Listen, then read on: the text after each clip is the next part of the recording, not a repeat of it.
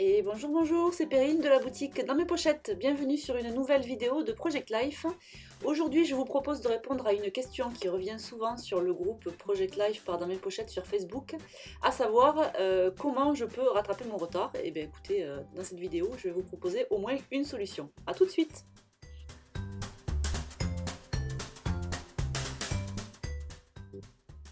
Alors c'est vrai que quand on fait du Project Life, il n'est pas rare d'entendre je suis en retard, j'ai pas fini mon mois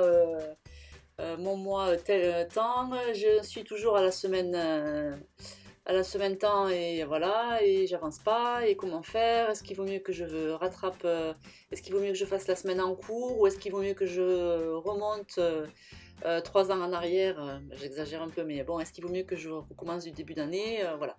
Donc moi, en ce qui me concerne, je trouve que c'est quand même toujours plus facile de scraper des photos qui sont récentes, avec des souvenirs récents.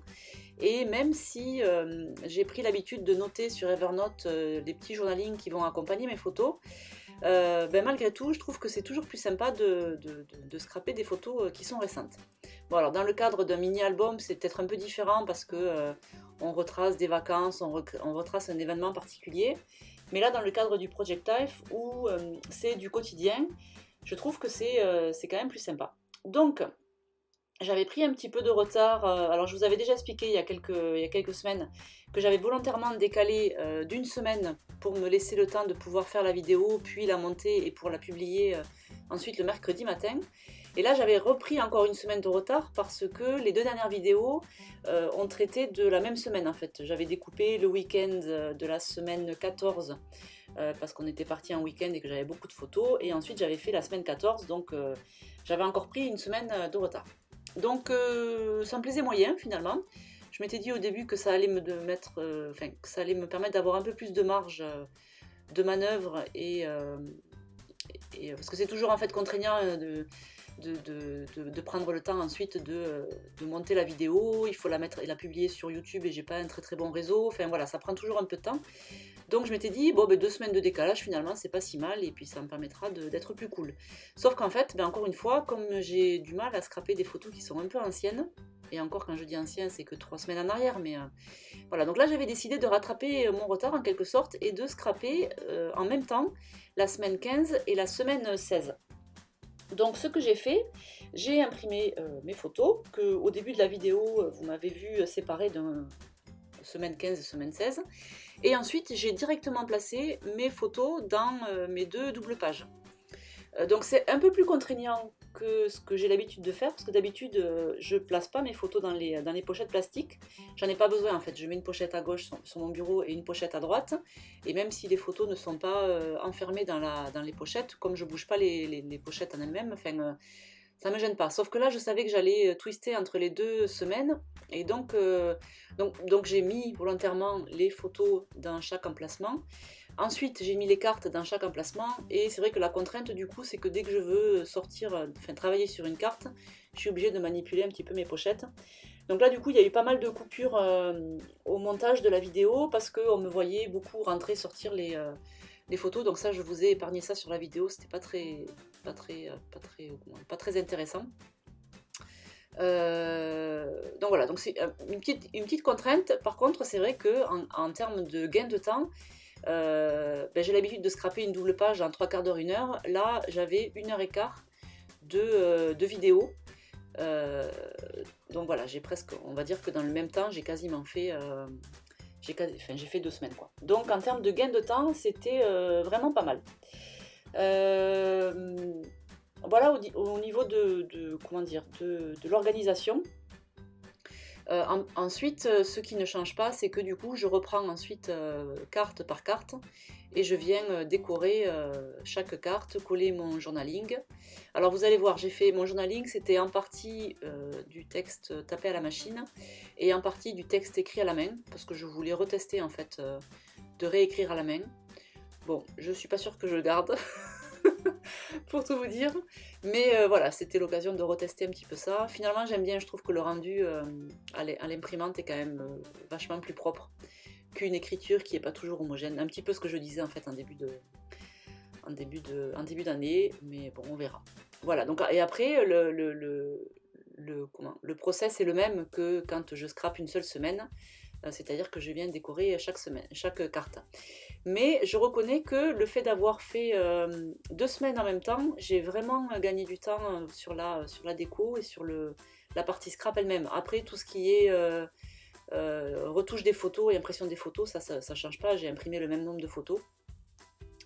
Voilà ce que je peux vous dire sur comment on peut s'organiser pour scraper 2 semaines en même temps. Là où j'ai eu du gain de temps, je pense, c'est que j'ai positionné mes photos en même temps sur les 2 doubles pages. J'ai choisi mes cartes PL sur les 2 doubles pages en même temps, donc là j'ai gagné du temps aussi. Après, finalement, les décos en elles-mêmes, ça m'a pris quasiment autant de temps. Là où j'ai économisé du temps encore, c'est que j'ai pas fait de tamponnage, j'ai pas fait d'aquarelle, j'ai pas... voilà, ça reste du détourage et du collage voilà, basique, mais bon, voilà, ce que je me dis, c'est que j'ai ma semaine 15 et ma semaine 16 qui sont faites, j'ai rattrapé mon retard, j'ai même fait ma semaine 17 que vous verrez du coup la semaine prochaine, et où pour le coup je me suis un petit peu plus éclatée parce que j'ai ressorti mes aquarelles, mais bon, ça on le verra la semaine prochaine. Voilà, donc j'espère que ça vous donnera quelques petites clés pour celles qui sont un peu en retard. Voilà, si vous n'avez pas beaucoup de retard, faites-le comme ça, faites-vous en une fois, vous scrapez 2 semaines. Et puis, il y en a qui ont beaucoup plus de retard, c'est-à-dire qu'il y en a qui ont, je crois, 6 mois de retard, des fois 1 an. Donc, moi, je suis toujours pour scraper le plus récent. Et puis, dès qu'on a rattrapé son retard sur le plus récent, on repasse à l'ancien. Après, est-ce que l'ancien est vraiment nécessaire ? Est-ce qu'on ne peut pas juste lâcher prise et puis se dire que tant pis, l'ancien, tant pis. Alors, je vous dis ça, mais en même temps, il y en a pour qui c'est très important d'avoir un truc hyper carré, hyper à jour. Donc, faites-le un peu comme vous le sentez, quoi. Mais je trouve que c'est quand même plus facile de scraper des photos récentes, avec des souvenirs qui sont encore frais dans la mémoire.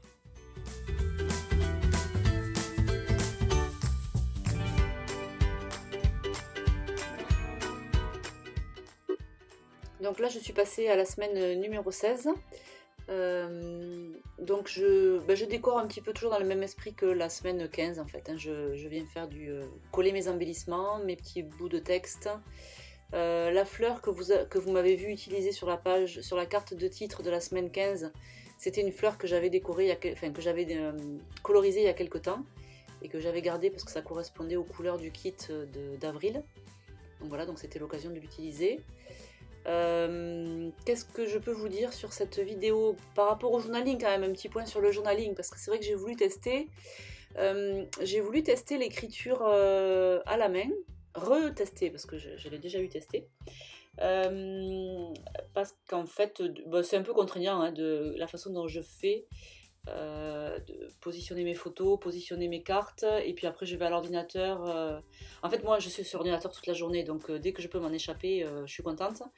Mais quand le week-end il faut que je m'y remette, que je relance l'ordi juste pour faire mon journaling, je me suis dit, voilà, là ce week-end j'avais pas envie. Donc je me suis dit, bon allez, on fait à la même. Et alors, ce que j'aime dans le fait de faire mon journaling à la main, c'est que c'est plus, on va dire, comment on va dire ça, mince, je trouve pas le mot. Bon, bref, c'est pas grave, ça reviendra tout à l'heure. Ce que j'aime en faisant mon journaling aussi, à la main, c'est qu'on peut mettre du petit journaling un peu à droite à gauche autour des photos. Ça, c'est quelque chose qu'on peut moins faire quand on imprime à l'imprimante, parce qu'on a quand même une dimension qui est à peu près normée. Enfin, c'est vrai que moi, quand j'imprime mon journaling, c'est toujours en 6 cm à peu près de large. Voilà, je vais pas mesurer tous mes coins où je peux écrire pour après le sortir à l'imprimante, le découper, le coller, voilà. Donc ça reste quand même un rectangle, mon journaling imprimé. Alors que là, quand on est à la main, on peut rajouter des petits mots, des petits textes à droite à gauche, voilà, c'est plutôt sympa. Le mot que je voulais dire tout à l'heure ne revient toujours pas, donc je vais passer aux inconvénients du journaling à la main, c'est que si on n'aime pas trop son écriture, et ben là, autant vous dire que c'est mort. C'est dead. Je trouve que ça, si on n'aime pas son écriture, je trouve que pour le coup ça gâche. On a beau avoir une superbe déco autour, si on n'aime pas l'écriture, ben, voilà. Si j'écrivais comme Ali Edwards ou comme Heidi Swap, je pense qu'il n'y aurait pas de problème. Je pense que je ferais mes journalings à la main. Mais j'ai l'écriture de Perrine Maté, qui est certes pas dégueulasse, hein, j'écris pas comme un docteur. Pardon s'il y a des docteurs. Mais c'est vrai qu'en général vous écrivez comme des petites pattes de mouche. Mais j'ai pas une écriture si dégueulasse que ça, mais voilà, je pense que comme beaucoup, j'aime pas mon écriture et voilà. Alors que l'imprimante, le journaling imprimé à l'imprimante, c'est plus joli, c'est harmonieux, c'est tout pareil quoi. Là, d'une semaine sur l'autre, mon écriture change et voilà. Mon Dieu, qu'est-ce que j'ai parlé pendant cette vidéo. On est déjà arrivé à la fin, à la fin de la vidéo. J'espère que ça vous aura inspiré, j'espère que vous serez motivés pour rattraper votre retard. Dites-moi si vous avez rattrapé votre retard grâce à cette petite vidéo, ça me fera plaisir. Et puis je vous dis à la semaine prochaine, donc avec la semaine numéro 17 et un petit peu d'aquarelle. Ciao ciao!